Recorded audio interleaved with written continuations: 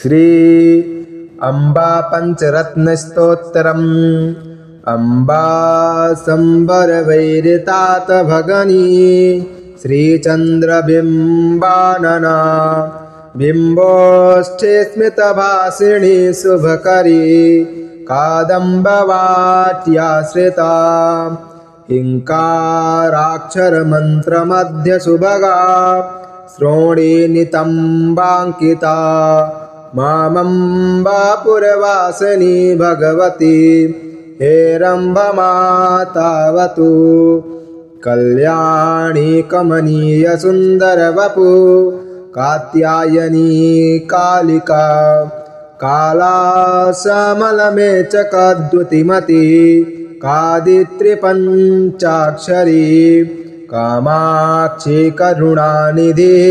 कलिमला रण्यातिदावानला मामम्बापुरवासिनी भगवती हेरम्बमातावतु काञ्ची कङ्कणहारकुण्डलवती कोटिकिरीटान्विता कन्दर्पदुतिकोटिकोटिसदना पीयूषकुम्भस्थना कौसुम्भारुणकाञ्चनाम्बरवृता कैलासवासप्रिया मामम्बापुरवासिनी भगवती हेरम्बमातावतु या सा सिंहनिशुम्भदैत्यशमनी या रक्तबीजासनी या श्रीविष्णुसरोजनेत्रभवना या ब्रह्मविद्यासनी या देवी मधुकैटभा सुररीपुर्या माहेशदंसनी मामम्बापुरवासिनी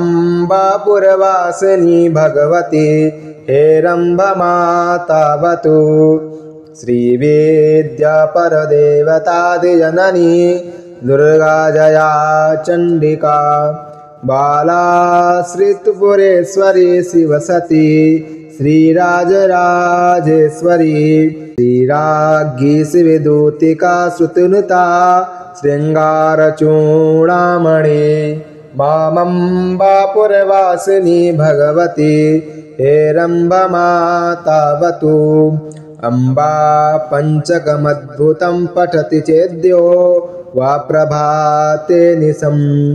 दिव्यैश्वर्यशतायुरुत्तममतिं विद्यां श्रियं शाश्वतं लब्ध्वा